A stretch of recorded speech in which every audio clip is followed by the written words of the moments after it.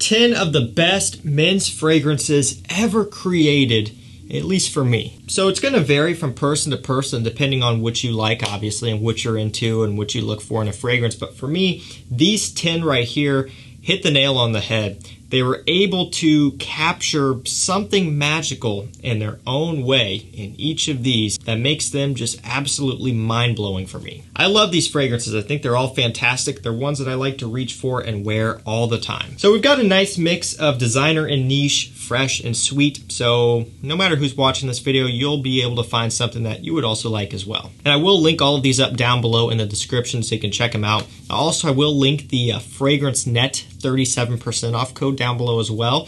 So if you click that link, it'll automatically apply the 37% off. And from there, you can go through and add everything to your cart and get that discount. So if you want to grab any of these from Fragrance Net, use that link and that'll hook you up with the best possible deal. So let's go ahead and start running through this here. I could talk about these all day and rave on about them, but I'm not going to do that. I'm not going to keep you for too long, so I'll run through this quick. First up, Mercedes-Benz Club Black. This one has vanilla, benzoin, and ambroxan as a few of the main notes. I've talked about this one many times. I'm not afraid to admit that I think this here is an incredible creation. It's so impressive, you know, and I would have never thought that a car fragrance brand would make it into a video like this, like some of the best fragrances ever created in my opinion. I never thought a car brand would do that. But yet they came out with this absolute beauty of a fragrance. Now, keep in mind, I'm a big fan of vanilla in fragrances, and so that's why I like this one so much. If you're someone who doesn't like that note, then you're not gonna like this one, so I would say don't get it, or at least sample it first. Because make no mistake, this one is all about vanilla. So that'll narrow it down for you pretty easily, whether or not you're gonna like it or not. Maybe you can just tolerate vanilla, and in that instance, you may think it smells okay. But if you're a vanilla fanatic like I am, and you love vanilla fragrances in the cold weather to kind of warm you up, this one here is gonna be right up your alley. It's smooth, it's high quality, it's sweet, it has a little bit of a sparkle to it, it's a little bit powdery and dusty. There's so much going on in this fragrance. It is just incredible for me. It's one of my favorite vanilla fragrances ever, and that goes up against a lot of the niche and more expensive versions as well. And again, this is all from a car company fragrance brand. Astonishing stuff, Mercedes-Benz Club Black. Next up, a fragrance from Roja Parfums. This one is Elysium. So you guys know my love with Elysium runs very deep. This is one of the many bottles that I have. You can see this one's a little bit, maybe you can see, a little bit pathetic looking, and the level is what I'm referring to. It's pretty low. And also, if you get it in the right light, it's scratched up. This is my travel bottle. So I've worn through it a ton. And so because this bottle's low and because it's my oldest bottle, I travel with it. You can see it's taken a little bit of a wear, maybe not so much on camera, but in person you can see it. It's held up decently though for just kind of throwing it in my bag or whatever. It's one that I take with me, and it's a fragrance that I like to savor for special occasions when I want to really capture a memory and lock it away, right? If I wore this every single day, those memories will be diluted. So I try to save this one for times when maybe something really special is going on. Although don't get me wrong, throughout the summertime and even throughout the wintertime, I'll pick this up and smell it and even spray it all the time just because I truly, genuinely love it. This one has a whole bunch of notes, anything from vetiver to a bunch of citrus, a little bit of a fruitiness, ambergris, woods, the whole 9 yards. And that's in typical Roja fashion. A lot of his fragrances have tons and tons of notes within them. But essentially all you need to know is that this is a fresh, clean, woody, masculine, and very sexy fragrance. A fantastic compliment getter. One of the highest compliment getting niche fragrances that I have, and this goes up against Aventus and everything else. This stuff absolutely slaughters it. I love this stuff. It is a very special scent for me. Next up, a new fragrance, but one that I've just been so impressed with. I don't know why I like this one so much, but I just do, and I can't get enough of it. And this is Y Le Parfum. Seriously, I don't know what it is about this one. You know, I was a big fan of the EDP, still am. But every time I smell this newest version, I'm like, wow, you know, I discover something new that I like about it that maybe I didn't pick up on before. And, you know, each time I smell it, it just grows on me. This is not really the time of year to be wearing this one. I mean, you definitely can if you have a smaller collection, but if you have a ton of cold weather fragrances built up, you're probably not going to be reaching for a Yves Saint Laurent Y fragrance. but yet I've been reaching for it a good amount. And that's because I genuinely love how this smells. Such a massive improvement over the EDP, and the EDP was already a huge improvement over the EDT. So they've made some big strides with this one. It's smooth, it's refined, it's sweet, but it's also fresh. You have clary sage, lavender, amberwood, that sort of thing going on in here. It's just so well done, and it's one that's so satisfying. It's nice to pick up and smell. It's even better to spray on skin and wear and enjoy it. It's another one that's very versatile, great compliment getter, very good performer. This stuff here is a home run. Let's tackle another one of those niche fragrances. Up next from Parfums de Marly. I have to be careful with this bottle, and this is Carlisle. I mean, this thing is just so ridiculously heavy. All the Parfums de Marlys are. It's not even that it's super heavy, it's just top heavy. That's what it is. So if you hold this like this, that cap is wanting to pull this bottle down. I mean, this will just flop out of your hand if you're not careful. Most bottles, like this Mercedes-Benz, you can just, oh yeah, that feels normal. And without giving away the rest of the list, Y Le Parfum, oh, that's normal. But these Parfums de Marly are so top heavy, you gotta be careful. And I've learned my lesson. It's been documented on camera multiple times. I'm trying to get better. This one's got patchouli, woods, some sweetness in here. It's kind of smoky. Oh man, dude, I love this stuff. Love it so much. Such a unique scent with a nice amount of depth behind it. You know, this is a niche fragrance that smells niche, more niche than like Leighton, for example, and some of the other Parfums de Marly fragrances. But at the same time, it's not too crazy overpowering. It's not too crazy strong or unique to where it may be off-putting to a lot of people. There will be some people out there who may not like it because it is different than your traditional men's fragrance. But if you're looking for a niche fragrance with some niche smells, and maybe Leighton isn't niche enough for you, how many times can I say that word in a sentence? Check out Carlisle. You know, for me, this is right up there in my top 3 favorite from the entire brand. It's really close to number 1. It's hard for me to choose a number 1, but it's really right there. I love Carlisle. I wear this stuff all the time. It's so strong, so potent. A little bit goes a long way, which is nice because it's not cheap. It's just a great scent, especially here in the cold, crisp weather. It smells gorgeous. Keep it rolling here with Mugler A Men, or Angel Men. So this one is a chocolatey, coffee-based scent. It's got patchouli, so that's kind of giving off a chocolatey smell. There's coffee. There's some woods in here. There's like this tar smell that people throw around. Yeah, the atomizers are not that great. There's a modification you can do where you cut this rubber piece off on the top. I really don't care to do that. It works for me good enough, but that's something you could do. But the scent is really good.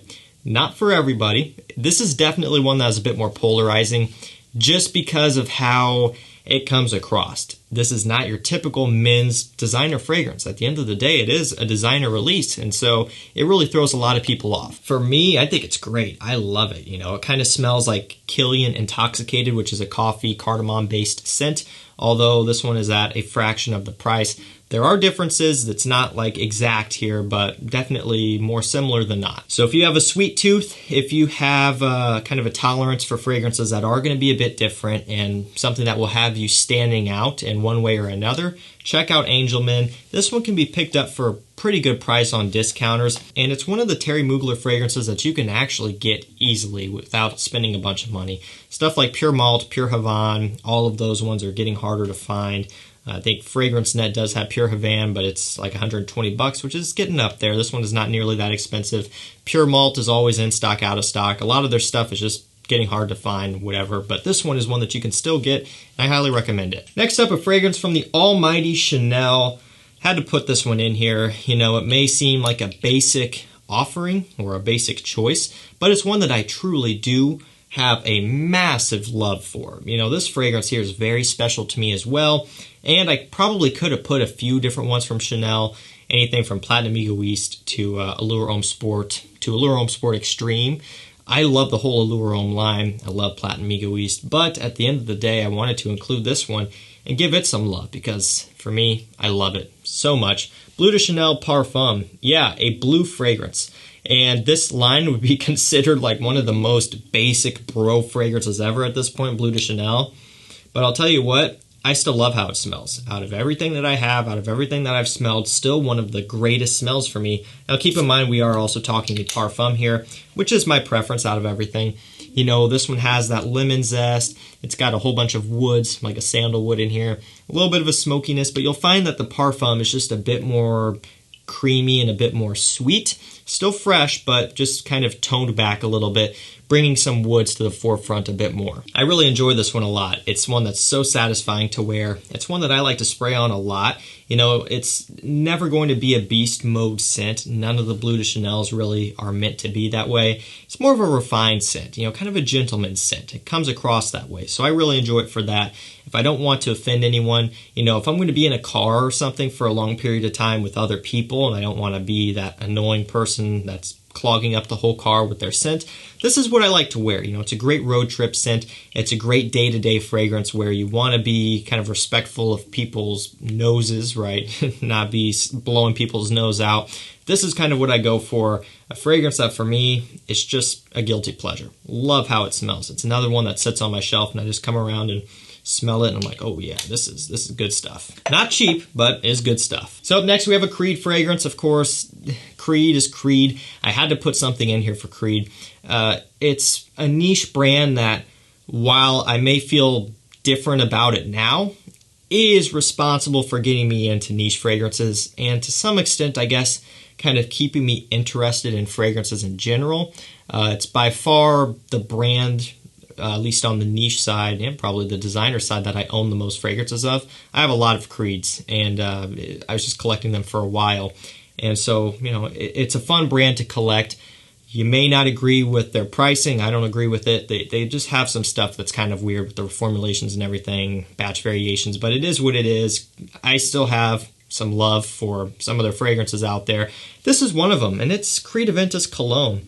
So, of course, the original Aventus, one that's very special for me, but I also really like this version in the hottest of hot summer days. So typically Aventus is a summer fragrance for me. Some people maybe choose it for colder weather.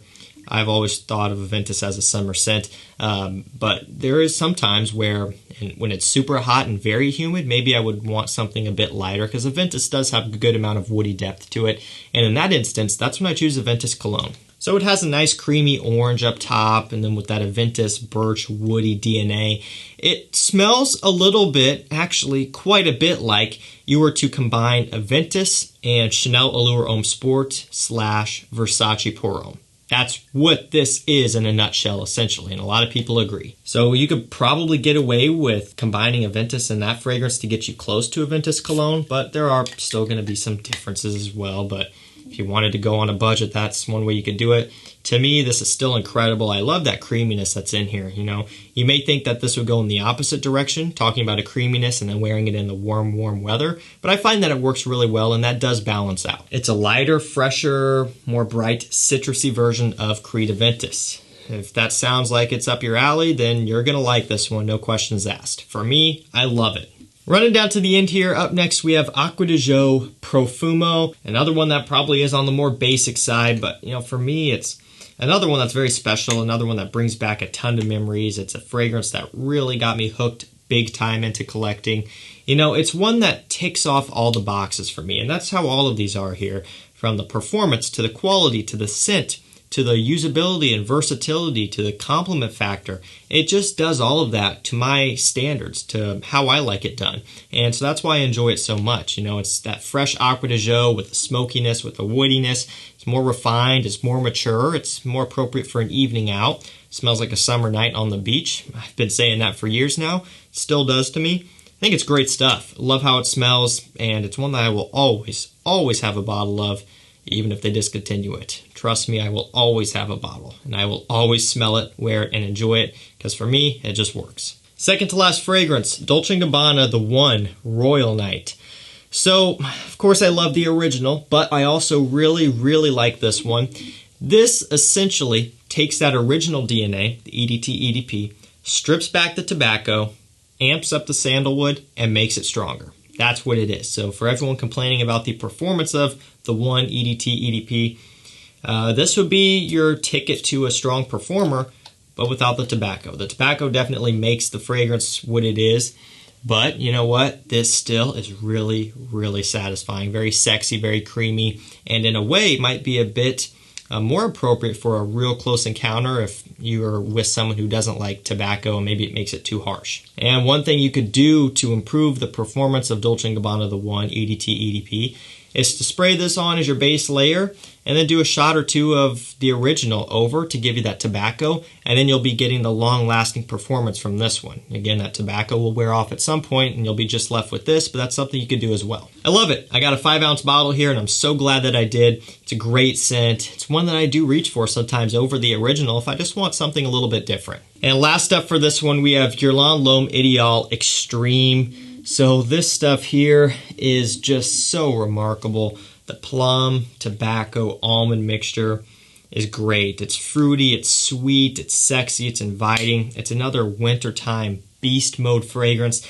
It's so unique and to me is a bit more approachable compared to the Eau de Parfum, which, you know, it can be on the kind of stronger side with the cherry almond mixture that may not be for everybody. It's one that had to grow on me. I wasn't fully down for it at first. It took some time, but this was one that I hit it off with right away. I think it is a bit more approachable. I think this is a better compliment getter. I think that all around for just maybe the average consumer to someone who wants something unique, it fits both of those shoes really well and gives you an amazing product. Alrighty guys, that's gonna do it for me. That is 10 of the best fragrances ever created, at least in my opinion, for my taste. Everything here is top notch. Let me know down below, what are some fragrances that you have or that you've smelled that are some of the best out there for you? Remember, I will provide links to each one of these down below, and that Fragrance Net 37% off link will be down there as well. Thank you so much for watching. Stay safe, stay healthy. We'll see you tomorrow with another one. Take care.